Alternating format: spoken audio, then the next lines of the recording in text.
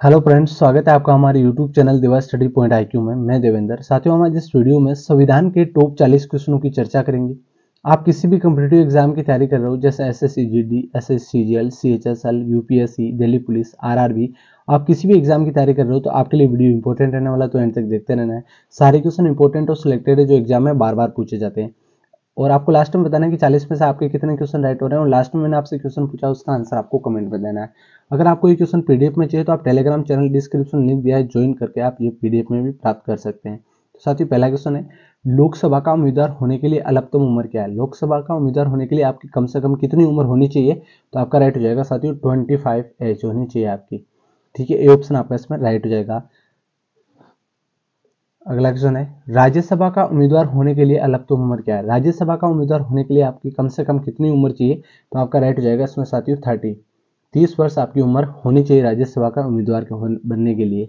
ठीक है, अगला क्वेश्चन है, योजना आयोग कब बनाई गई? योजना आयोग है वो अभी वर्तमान में नीति आयोग के नाम से जाना जाता है। योजना आयोग कब बनाया गया था, ये क्वेश्चन आपसे पूछा जा सकता है। तो राइट हो जाएगा 1950 में बनाया गया था योजना आयोग। यहाँ पर आप डिटेल पढ़ पाओगे। योजना आयोग भारत सरकार की एक संस्था थी जिसने अन्य कार्यों के साथ साथ भारत की पंचवर्षीय योजनाओं को तैयार किया।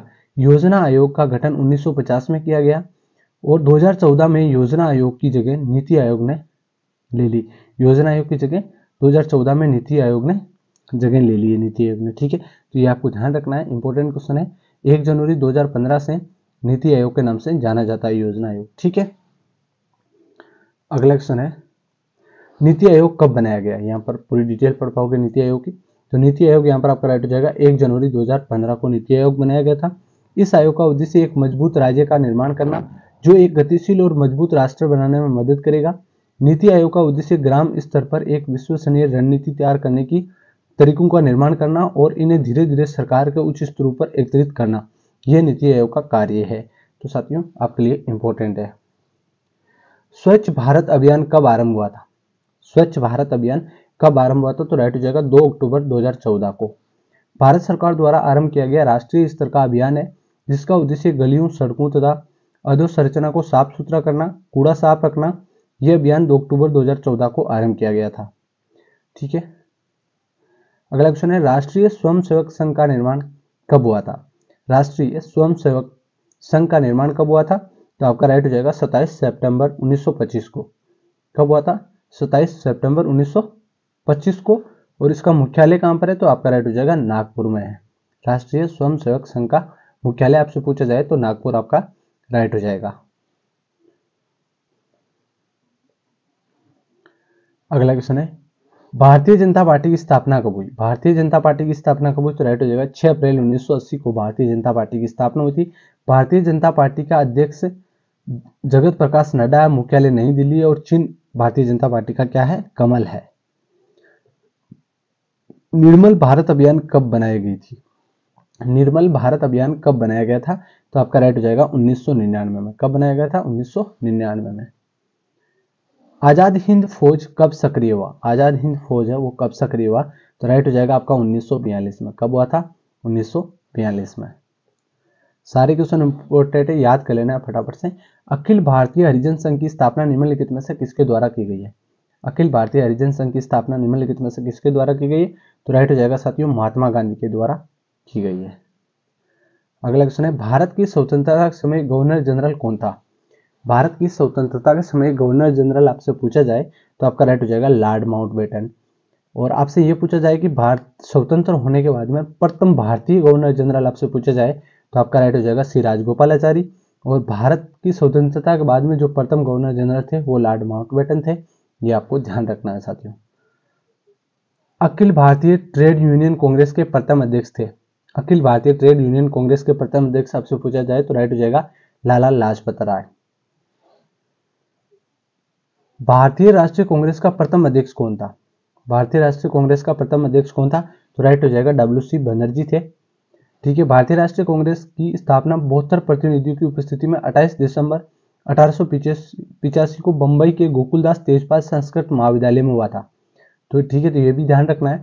भारतीय राष्ट्रीय कांग्रेस के प्रथम अध्यक्ष WC बनर्जी थे और 72 प्रतिनिधियों की उपस्थिति के साथ 28 दिसंबर 1885 को मुंबई के गोकुलदास तेजपाल संस्कृत महाविद्यालय में कांग्रेस की स्थापना हुई थी। इसके संस्थापक जनरल सेक्रेटरी ए.ओ. ह्यूम थे। तो कांग्रेस के संस्थापक आपसे पूछा जाए तो ए.ओ. ह्यूम थे और इनके प्रथम अध्यक्ष डब्ल्यू.सी. बनर्जी थे, जिन्होंने कलकत्ते के योमेश चंद्र बनर्जी को अध्यक्ष नियुक्त किया था पहला। ठीक है, तो ये आपको ध्यान रखना है, योमेश चंद्र बनर्जी या डब्ल्यू.सी. बनर्जी एक ही बात है।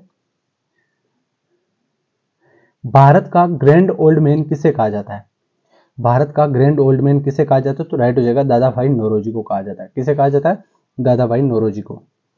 किसने कहा कि गांधी जी ने राष्ट्रीय आंदोलन को एक क्रांतिकारी आंदोलन और जन आंदोलन का रूप दिया? किसने कहा था कि गांधी जी ने राष्ट्रीय आंदोलन को एक क्रांतिकारी आंदोलन और जन आंदोलन का रूप दिया? तो यह कहा था कोपलैंड ने। किसने कहा था? कोपलैंड ने। महात्मा गांधी ने कब हरिजन पत्रिका का प्रकाशन आरंभ किया? महात्मा गांधी ने कब हरिजन पत्रिका का प्रकाशन आरंभ किया? तो राइट हो जाएगा 1933 में किया था हरिजन पत्रिका का प्रकाशन। रोलेट एक्ट किस वर्ष पारित हुआ था? रोलेट एक्ट है, यह किस वर्ष पारित हुआ? तो राइट हो जाएगा 1919 को रोलेट एक्ट पारित हुआ था। स्टैफोर्ड क्रिप्स किस दल समूह का था? स्टैफोर्ड क्रिप्स है वो किस दल या समूह का था?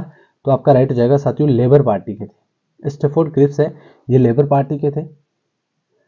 सुभाष चंद्र बोस ने अंग्रेजों के विरुद्ध अपना आंदोलन कहां से आरंभ किया? सुभाष चंद्र बोस ने अंग्रेजों के विरुद्ध अपना आंदोलन कहां से आरंभ किया? तो राइट हो जाएगा सिंगापुर से। कहां से किया था? सिंगापुर से किया था।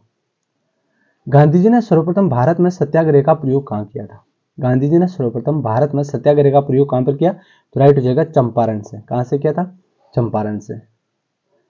भारत छोड़ो आंदोलन कांग्रेस ने कब शुरू किया था? भारत छोड़ो आंदोलन कांग्रेस ने कब शुरू किया? तो राइट हो जाएगा 1942 से शुरू किया था। स्वराज मेरा जन्मसिद्ध अधिकार है ये किसने कहा था? स्वराज मेरा जन्मसिद्ध अधिकार है ये कहा था लोकमान्य तिलक ने। किसने कहा था? लोकमान्य तिलक ने। महात्मा गांधी के असहयोग आंदोलन के दौरान किसने अपनी वकालत छोड़ दी? महात्मा गांधी के असहयोग आंदोलन के दौरान किसने अपनी वकालत छोड़ दी? मोतीलाल नेहरू ने छोड़ दी। ये ऑप्शन आपका राइट हो जाएगा इसमें। नमक सत्याग्रह के दौरान निम्नलिखित में से कौन गांधी जी से जुड़े हैं? नमक सत्याग्रह के दौरान गांधी से कौन जुड़े हैं? तो राइट हो जाएगा सरोजिनी नायडू जुड़े थे।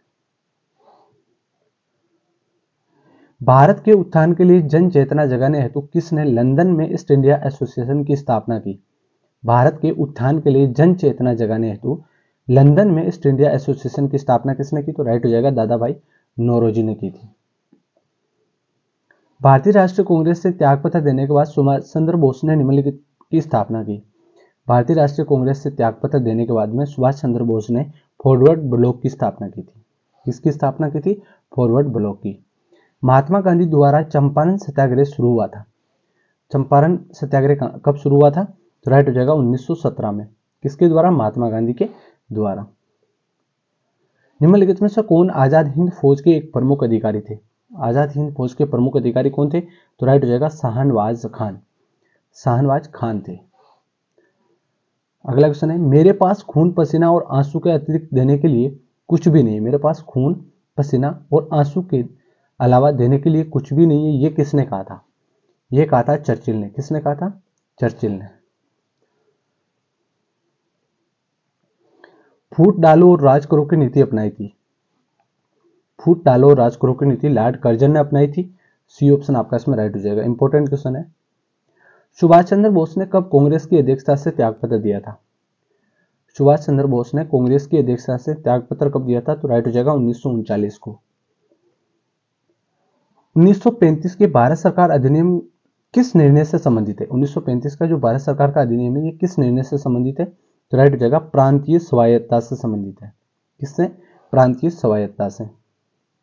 1905 में सर्वेंट्स ऑफ इंडिया सोसाइटी को किसने आरंभ किया? 1905 में सर्वेंट्स ऑफ इंडिया सोसाइटी को किसने आरंभ किया? तो राइट हो जाएगा गोपाल कृष्ण गोखले के द्वारा शुरू किया गया था।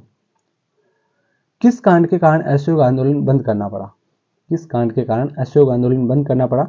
तो आपका राइट हो जाएगा साथियों चोरी चोरा कांड के कारण। निम्नलिखित में से कौन सीमांत गांधी के नाम से जाने जाते हैं? सीमांत गांधी के नाम से कौन जाने जाते हैं? तो राइट हो जाएगा खान अब्दुल गफ्फार खान। ठीक है। भारतीय राष्ट्रीय कांग्रेस की प्रथम महिला अध्यक्ष कौन थी?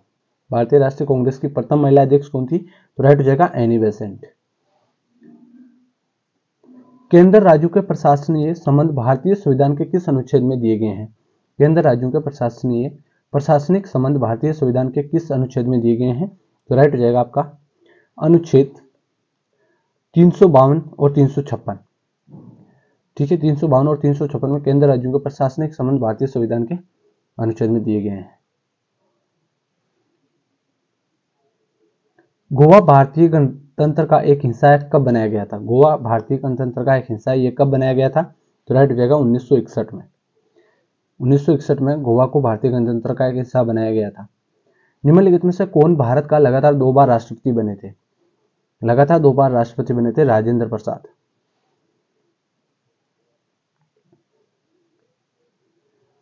ठीक है साथियों, ये 40 क्वेश्चन थे।